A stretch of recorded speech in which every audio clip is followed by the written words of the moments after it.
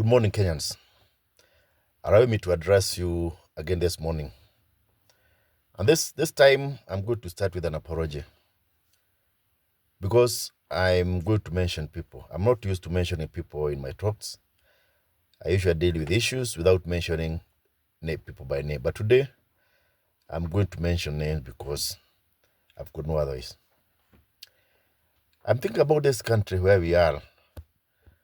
This country where we are, we're in a position where this country has been taken hostage by a group of people who no longer care about us, the Wananchi. They have taken over everything. There are institutions, but those institutions no longer matter. There's a constitution, and the constitution no longer matter. There is we, the people, who give us this constitution, we no longer matter. And all they're interested in is what can give them a few shillings to put in their banks and their offshore accounts. We have leaders who don't care whether we are alive or dead. They will kill us in the morning, in the noontime, and at night. They don't care whether the money they leave in our pockets will be enough for us to survive on. So long as they've got a pool of money where they can take from. There are people who don't care for the Constitution.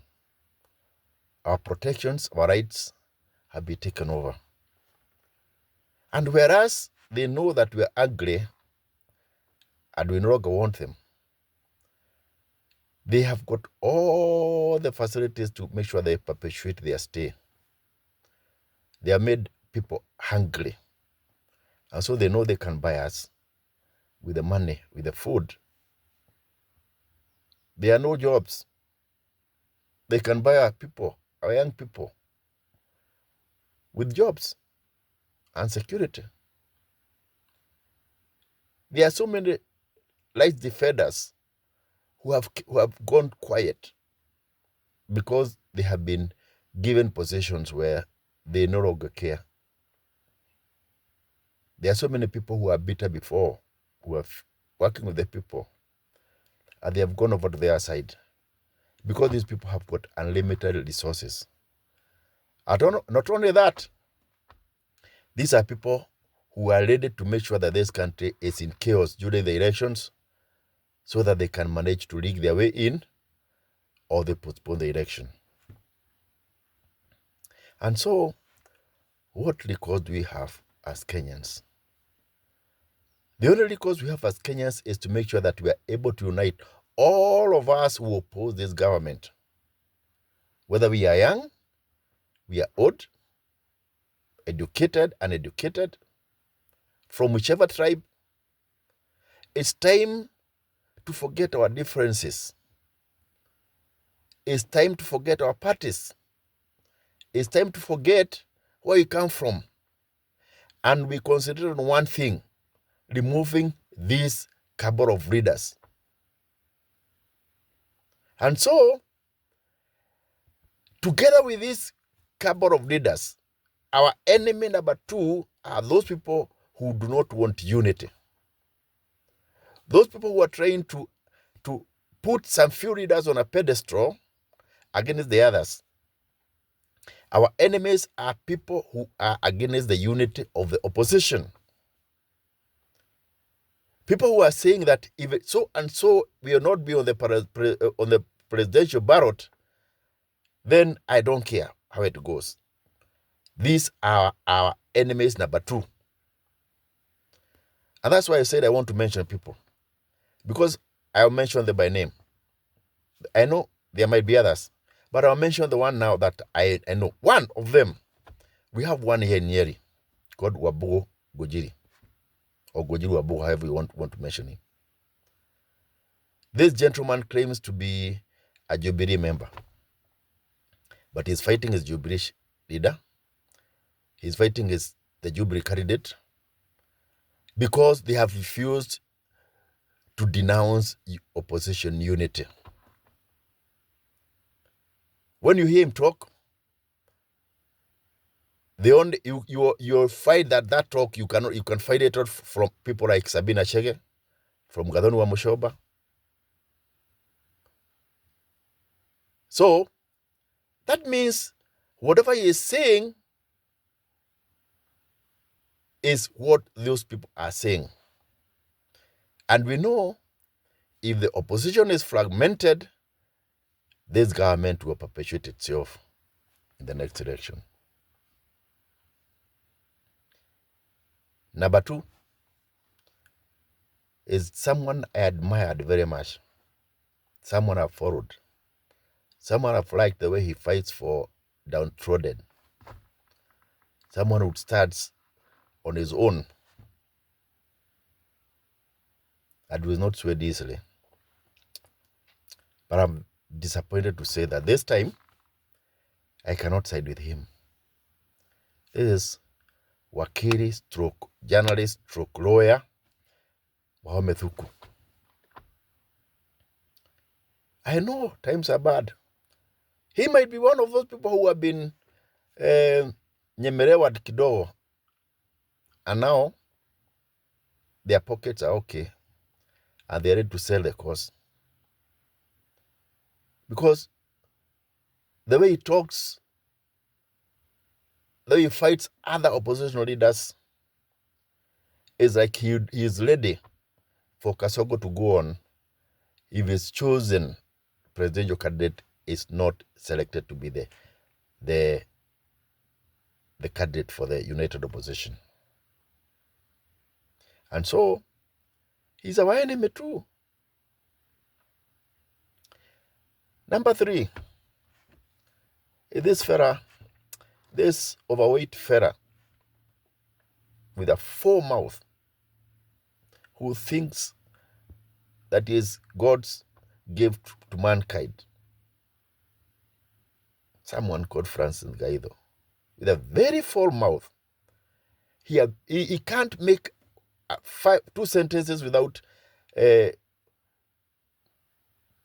terrible words. I say his mouth is very uncivilized. And that fella, his work is just to abuse leaders. He doesn't want the opposition to unite. I know there are other such people. And these people are the people who will make us lose if we don't take care. It's time for us Kenyans to know that no two people are the same. We don't have angels in this country, but we have an enemy now. And it's time for us to actually forget our differences, not knowing very, very, very, very well that not one of those leaders is perfect. They all have got their problems. So let them sit down and decide on who is going to be the flag bearer. And let us all accept to support that one, who they give us as the flag bearer. He may not be my choice, but if we fragment and we allow these people to use us against one another, then you are going to have another 5 years of oppression, of people being killed, being abducted, taxes being hiked, our opinion being disregarded, and you'll do nothing about it. And this time it will even be worse. So, I know the other people. I like the way Sifuna talks these days. I like the way Natebea talked the other day. These people have come to realization that not one person is important now, like Kobuhaling this country. Now, the Gati said is going to go on 45 days retreat in Wamunyoro, and use this time for them to talk and see who is going to be, how they are going to have a candidate. And some people are making that a very big issue, like it is our emotional thing. We should encourage them to come down and talk and discuss and come up with a candidate so that we can all rally behind that one single candidate.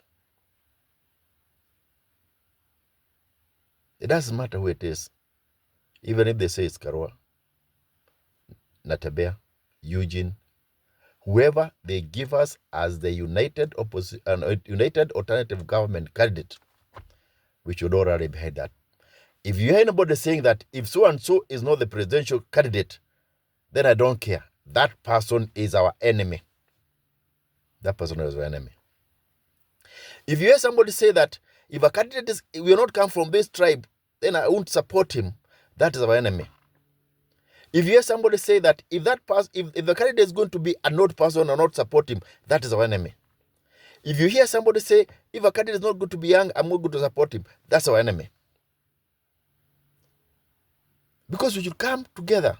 The young, the old, Kikuyus, Jaruos, Baruyas, all of us, rich, poor, we should all come together and make sure that we bring down this government on the ballot. And not with a few hundreds of votes, but with millions of votes so that they cannot find a way of rigging it.